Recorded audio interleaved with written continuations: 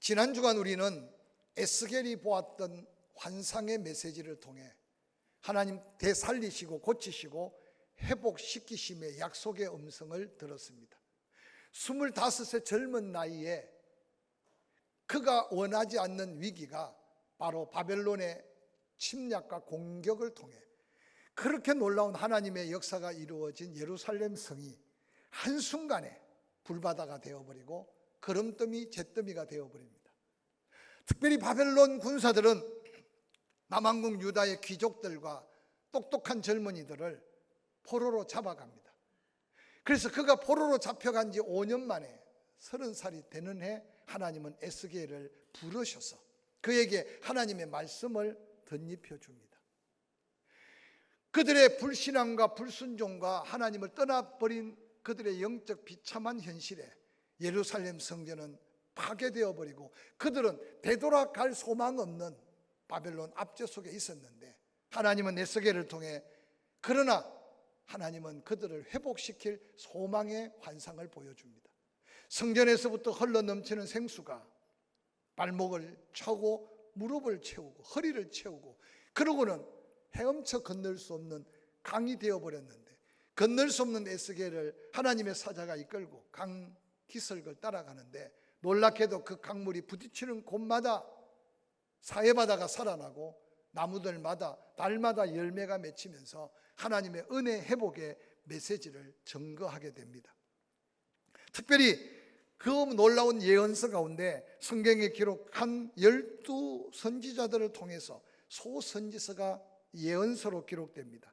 호세아, 요엘, 아모스, 오바다, 요나, 미가, 나훔, 하박국, 스바냐, 학개, 스가랴, 말라기 이들을 통해서 이제 바벨론의 침략과 멸망당하기 전 멸망 후에 이스라엘 백성들에 대해서 하나님은 계속 말씀하고 계셨던 하나님을 우리는 구약 성경을 통해서 살펴볼 수 있습니다. 특별히 호세아와 아모스는 북왕국 이스라엘 백성들에게 선포한 예언의 말씀이라면 나머지 10명의 소선지자들은 남왕국 유다 백성들에게 책망하거나 또 회복에 대한 메시지가 담겨 있습니다. 특별히 멸망당하여 포로로 잡혀가기 전에 수없는 예언자들의 하나님의 경고의 음성을 듣지 못한 북왕국 이스라엘이 저 북쪽 아수르의 군사들에게 BC 722년에 완전히 나라가 패망당해버립니다. 북왕국 이스라엘의 멸망을 보면서 수많은 선지자들이 너희들도 예루살렘 성이 아무리 난공불락의 성이고 하나님의 임재하신 성이지만 너희도 버림당할 수 있다. 그런데 결국 남왕국 유다 백성들도 회개치 아니하고 BC 605년에 느부갓네살 왕이 바벨론 엄청난 군대를 이끌고 예루살렘 성을 1차 공격합니다. 2차 공격 때 나라는 이미 기울어졌고 성전은 불타버립니다. 그래서 BC 586년에 남왕국 유다도 완전히 나라를 잃고 그러고는 수많은 백성들이 바벨론의 포로로 잡혀가서 70여 년간 바벨론의 포로 생활의 고통의 나날을 보내고 있는 말씀들을 우리는 소선지서를 통해서 함께 살펴볼 수 있습니다. 여호와 하나님께서는 한때 심판의 도구로 사용했던 바벨론 제국을 BC 539년에 메대와 바사 나라로 다시 한번 통치자를 바꾸시고 그러고는 하나님이 고레스 황제를 통해서 포로 잡혀있는 유다 백성을 꿈에도 그리던 고국 예루살렘으로 돌아가게 합니다.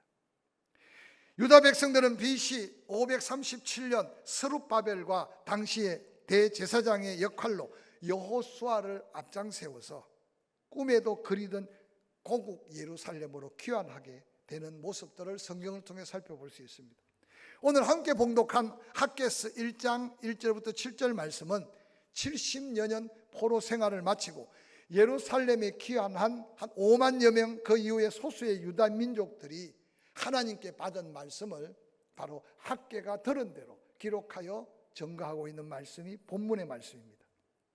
70여 년간 포로 생활을 마치고 부푼 가슴을 새로운 희망을 품고 예루살렘에 돌아온 유다 백성들, 그들이 처음 맞이한 예루살렘과 유다 땅은 거대한 잿더미와 여전히 폐허로 바꿔져 있었습니다. 어디서부터 손을 대고 어떤 일을 먼저 해야 될지 이유와 어떤 여유와 어떤 생각을 가질 틈도 없는 위기의 현장을 한번 상상해 보시기 바랍니다. 하나님의 나라 고국의 땅으로 돌아온 기쁨은 잠깐이었고 이제 하루하루 삶에 지쳐있고 허덕여가는 그들 모습. 그런데 어느 날 그들이 뿌린다고 뿌렸는데 거두어 보면 거둘 게 없습니다. 먹는다고 먹었는데 어느 날 배부름이 없습니다. 입는다고 입었는데 몸을 따뜻하게 할 수가 없습니다. 뿐만 아니라 땀 흘리고 열심히 일을 다 했는데 빚만 늘어가고 모은다고 모았는데 전대는 구멍이 뚫려서 아무것도 손에 쥔 것이 없을 때입니다. 지금 여호와 하나님께서는 선지자 학개를 통해 이스라엘 백성들의 그들의 삶의 잘못을 책망하시면서 다시 한번 영적 삶을 진단해보고 너희들의 삶의 행위를 살펴보라고 도전하는 말씀이 오늘 본문의 말씀입니다. 오늘 본문 학개서 1장 1절 2절은 이렇게 시작됩니다. 다리오 왕 제2년 여섯째 달 곧 그 달 초하루에 여호와의 말씀이 선지자 학개로 말미암아 스알디엘의 아들 당시 보내면서 유다 총독으로 스룹바벨을 그리고 그 백성과 하나님 사이의 관계를 회복하기 위해서 여호와 사닥 아들의 대제사장으로 세워서 여호수아를 보냈습니다. 하나님은 당시 유다의 지도자인 스룹바벨과 여호수아에게 친히 말씀하십니다. 만군의 여호와가 이같이 말한다 이르노라. 이 백성이 말하기를 여호와의 전을 건축할 시기가 이르지 아니하였다고 하는데 이게 웬 말이냐? 오늘 본문의 말씀을 좀 더 구체적으로 말하면 여호와 하나님께서 도대체 지금 너희가 하고 있는 일이 무엇이냐? 너를 총독으로 세우고 너를 제사장으로 세웠는데 너희들은 말하기를 아직도 여호와의 성전을 재건할 기회가 되지 아니했다라고 핑계대고 변명하고 있는 너희의 모습을 살펴보라고 말합니다. 이유는 있습니다. 그들은 놀랍게도 사마리아인들의 방해와 또한 그들의 삶의 형편을 살펴볼 때 도저히 무너져 버려 그름더미 잿더미가 된 성전을 다시 지을 수가 없었던 겁니다. 그런데 안타까운 것은 그들이 힘에 부딪히고 주변에 반대가 심하다고 해서 성전 지을 때가 아니라고 그러고 핑계대며 그러면서 보니 저들의 자기의 집을 짓고 농사 짓고 자기의 자녀들을 섬기고 세우는 일에 몰두하고 있는 세월이 이미 15년이란 세월이 지나가고 있다는 사실을 성경은 우리에게 일깨워 주고 있습니다. 포로 생활을 마치고 하나님의 전적인 은혜로 고국에 돌아왔던 이스라엘 백성들, 그들의 실망감과 좌절감은 이해가 되지만 하나님이 그들을 향해 책망하기를 여호와의 전을 건축할 시기가 이르지 아니했다고 스스로 합리화를 하면서 자신의 삶에 빠져버린 15년의 세월 동안 안일해진 영적 지도자들을 향해 책망합니다. 그러면서 이어지는 3절 4절은 여호와의 말씀이 선지자 학개에게 다시 임합니다. 학개에게 말씀하기를 이 성전이 황폐된 채로 방치되어 있는데 너희들은 이때 판백한 집에 거주하는 것이 옳으냐라고 학개에게 도전하고 있는 말씀입니다. 오늘 본문의 판백한 집이라는 것은 유다 땅에서 발견할 수 없는 집들입니다. 그들이 지난 70여 년 바벨론에 종살이 하면서 그 엄청난 화려한 바벨론의 집들을 아마 종살이하며 보았을 겁니다. 하나님의 은혜로 귀국하여 하나님의 성전을 먼저 세우고 그러고는 여호와 앞에 구원의 은혜 그리고 함께 하실 하나님의 은혜를 구하면서 더한 은혜를 구해야 될 그 백성들인데 어느 날 몇몇 사마리아 사람들의 반대에 때로는 바벨론 제국에서 성전을 다시 재건하지 말라는 공문뿐만 아니라 그들의 형편과 사정을 볼 때 도저히 여유가 없는 것을 핑계 삼아 지난 15년 동안 그들이 한 일은 이전에 바벨론 제국에서 보았던 화려한 집들을 자기 집에 장식하고 자기 집을 짓는 일에 지금 시간과 세월을 다 보내고 있는 그들을 책망하고 있는 말씀이 오늘의 본문의 말씀입니다. 이스라엘 백성들의 이유는 있습니다. 돈도 없습니다. 사람들도 없습니다. 건축 재료도 모자랍니다. 지도자도 제 역할을 못합니다. 사마리아 사람들의 방해는 더 극악합니다. 바벨론 제국 아닥사스다 왕의 짓지 말라는 명령도 이미 있었습니다. 이 핑계 저 핑계, 하나님 앞에 예배하며 하나님의 은혜에 감사하며 하나님께 영광을 돌려야 될 그 백성이 돌아와 하고 있는 일은 자기 일에 바빴고 뿌리고 그도 또한 자기 먹는 일에, 그리고 자기 집을 장식하는 일에 빠져버린 그들을 책망하는 음성이 성경에 기록되어 오늘 우리에게 들려지고 있는 새해 셋째 주, 어떤 거룩한 부담과 도전의 말씀인지 각자 자신의 마음속에 이 말씀을 담아 보시기를 주의 이름으로 간절히 축원합니다. 저는 먼저 왜 성전 짓지 않느냐라고 안타깝게 부르짖는 하나님이 이스라엘 백성들에게 요구하는 요구가 이미 불타버린 그 영광스럽고 화려했던 솔로몬 성전을 재건하라고 말하고 있지 않다는 사실에 먼저 우리가 마음의 눈을 열고 하나님의 마음을 살펴야만 합니다. 뿐만 아니라 오늘을 사는 우리에게 이 영적 도전은 때때로 교회 건축을 앞두고 부흥회 때나 교회 건축을 앞두고 목사들이 하는 설교라고 생각하면 안 됩니다. 이미 우리는 18년 전에 이전에 눈물과 땀으로 건축했던 이 제단을 다시 한번 리모델링하면서 헌금하고 수고하고 기도하고, 오늘 예배하는데 추워도 더워도 때때로 여러 가지 불편함 없도록 아름다운 성전 건물을 허락해 주셨습니다. 이제 다시 우리가 모르겠어요. 성전을 지으라고 하는 말씀이 아니기에 오늘 이 아침에 이 말씀은 나와 여러분 우리에게 필요 없는 말씀일 수 있을 것입니다. 그런데 하나님이 오늘 이스라엘 백성들에게 무너져 거름더미 잿더미가 되어진 그 성전 기초 돌 몇 개를 놓다가 어렵다고 핑계대고 이제는 자기 삶에 빠져버린 그들에게 요구하는 성전을 다시 지으라고 하는 이 말씀은 과연 건물적인 성전만에 대한 하나님의 마음일지 돌이켜 살펴가면서 이미 은혜로 회복되고 돌아올 수 없는 그 머나먼 길, 하나님의 은혜로 고국을 찾고 가족을 찾고 거룩한 성 예루살렘에 돌아온 그들의 모습은 이미 건물도 피폐했지만 그들의 영혼 성전까지 다 피폐해버린 그들을 향한 하나님의 거룩한 도전이 오늘 본문의 말씀 속에 포함되고 있는 말씀임을 기억하시길 바랍니다.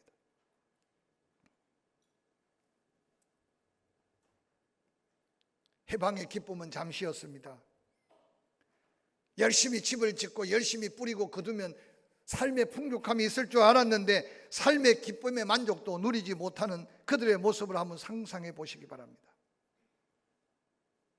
밖에서 1장 5절 그러므로 이제 만군의 여호와가 이같이 너희에게 말하노니 너희 행위를 살펴봐라. 6절 너희가 많이 뿌리지 않느냐 그런데 수확이 없지 않느냐, 많이 먹지 않았느냐 그런데 배부르지 못하지 않느냐, 많이 마시지 않았느냐 그런데 흡족하지 못하지 않느냐, 열심히 일하지 않느냐, 모은다고 모았는데 구멍이 난 전대인 줄 모르고 지금 모여있지 않는 형편이 너희들의 형편이 아니냐고 책망하는 이 말씀이 오늘을 사는 우리에게 어떤 음성으로 들리는지 한번 돌아보시길 바랍니다.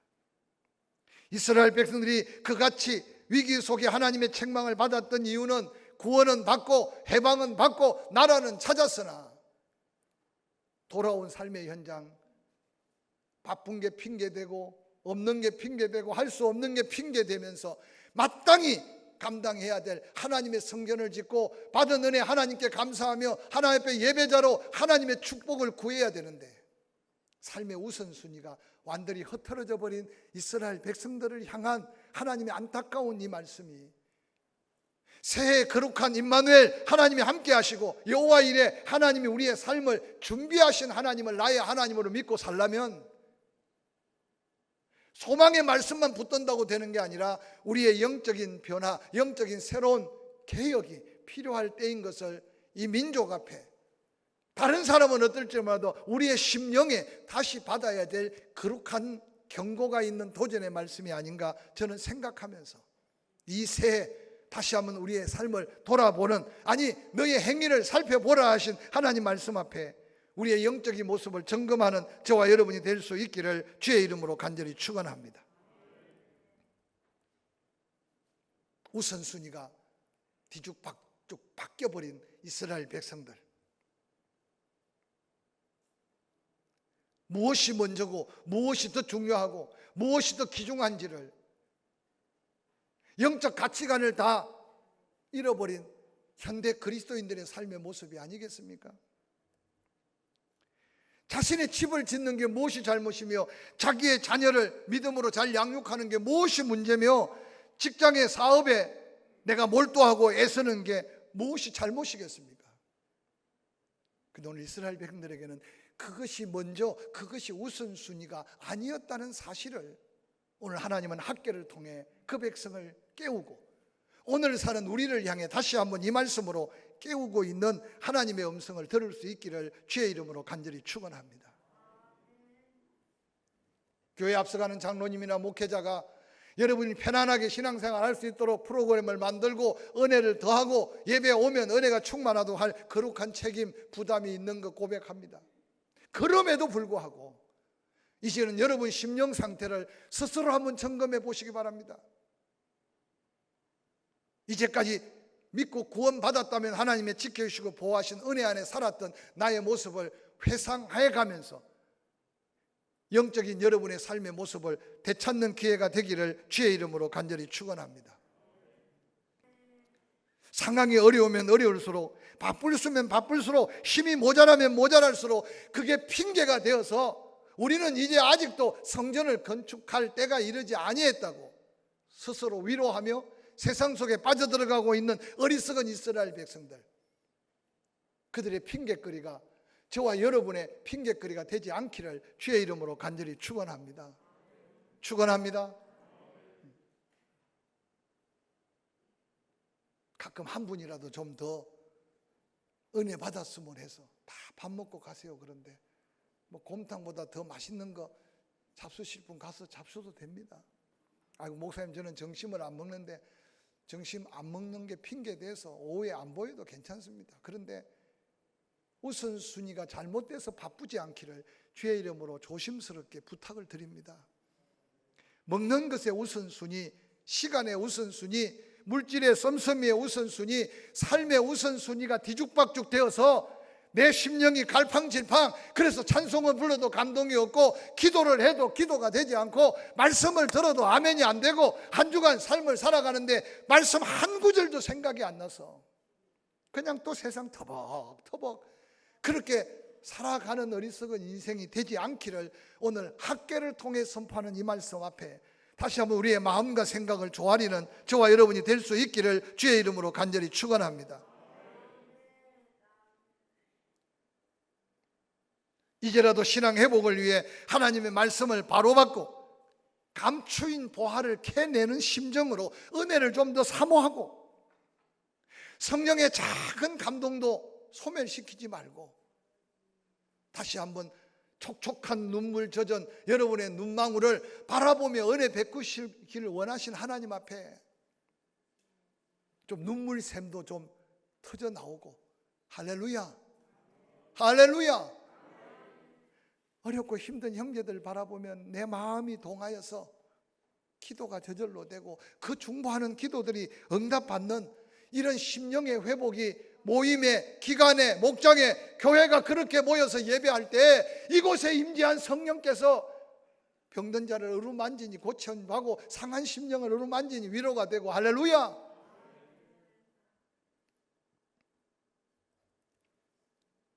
이런 변화의 우선순위를 바꾸기 위해 여러분은 어떤 희생의 값을 치를 준비가 되었습니까?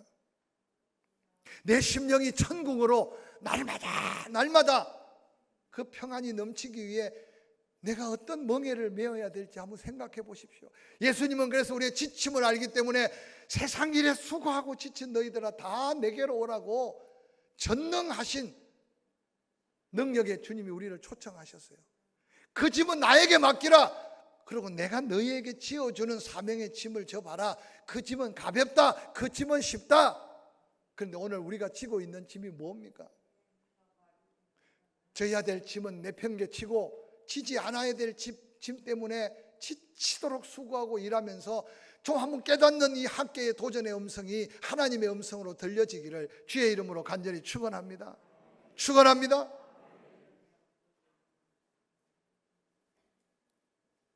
예수 그리스도처럼 닮아가기 위해, 나의 영적 성숙함을 위해 내가 희생해야 될 게 뭔지를 한번 찾아보시길 바랍니다. 쉽게 말하고 말 한마디에 넘어지고,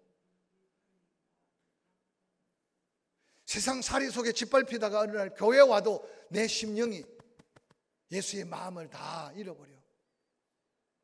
교회는 시험을 이기는 곳이고, 은혜를 주는 곳이고, 위로가 넘치는 곳이고, 사랑이 더해지는 곳이고, 이 2023년 주의 성전에 예배하며 시험 드는 일 없기를 주의 이름으로 간절히 축원합니다.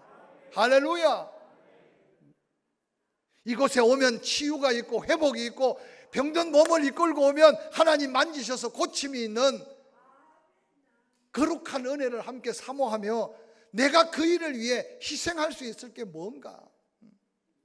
누군가 예배 전에 먼저 와서 기도하는 그분 때문에 예배에 하나님의 은혜가 충만하고, 누군가 섬기고 봉사하는 그분 때문에 주일날 오후에도 시간을 조정할 수 있는 여유가 생기고, 그래서 기관이 함께 모이고 목장이 함께 모일 때 형제가 함께 동거함이 하나님 보실 때 너무 아름답다. 그래서 그곳에서 위로의 말 한마디가 힘이 되고, 그곳에 작은 격려가 큰 믿음의 도전이 되고, 할렐루야.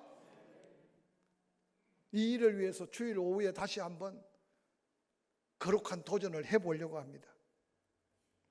여러분의 시간적, 물질적, 건강, 때로 은사, 재능, 그 하나하나의 우선순위에 바뀌어진 희생이 하나님의 거룩한 성전이 황폐함에서 벗어나 영광의 예배가 이루어질 곳, 그곳에 임하는 성령은 끊임없이 우리의 심령을 갈아엎어서 옥토밭으로 하나님의 은혜로 가득 채워주실 줄 확실히 믿습니다. 사랑하는 성도 여러분, 이 교회는 다시 건축할 일이 그리 우리 생애 속에 있겠습니까? 이전에 지었던 영광, 18년 전에 리모델링 하면서 물질과 땀과 수고, 헌신을 했던 아름다운 봉사들, 우리는 지난날 편안하게 이곳에서 예배자로서 은혜를 입었습니다. 다시 성전 건축을 위한 헌금이 아니고 다시 더 넓은 곳으로 이사갈 도전이 아니라, 이제는 이곳에서 은혜를 받았다면 우리 심령 성전이 회복되어야 될 거룩한 시점인 것을 기억하시기를 주의 이름으로 간절히 축원합니다. 날마다 나와 함께 하시고 나를 만지시고 나에게 말씀하시고 나를 인도하시고 축복하시는 그 성령으로 충만한 심령 성전을 회복시킬 수 있기를 주의 이름으로 간절히 축원합니다. 영적 구원뿐만 아니라 삶의 구원이 감사해서 기간 목장에서 나누는 간정이 수많은 영혼들의 심령을 변화시키고, 하나님의 사랑이 그 가운데 폭포수같이 터져서 뜨거운 사랑이 영혼들을 살리는 그런 우리의 심령이 되기를 주의 이름으로 간절히 축원합니다. 그 사모함이 모일 때 강단의 말씀이, 기도하는 기도가, 드려지는 찬양이, 또한 우리가 알게 모르게 이웃을 섬기고 나누고 베풀고 선교하며 구제하는 일들이 결국 내 영혼이 잘된 같이 내가 범사에 잘되고, 강건함의 약속의 축복이 바로 우리의 심령 성전의 회복으로 이어질 하나님의 놀라운 축복이 될 줄로 확실히 믿습니다. 많이 심었는데 많이 거둘 것이다. 많이 먹었는데 배부를 것이다. 마셔도 날마다 자족하고 만족할 거다. 입으면 입을수록 따뜻해질 거다. 할렐루야. 우선순위를 바꾸고 하나님의 날, 하나님의 것을 구별해 봐라.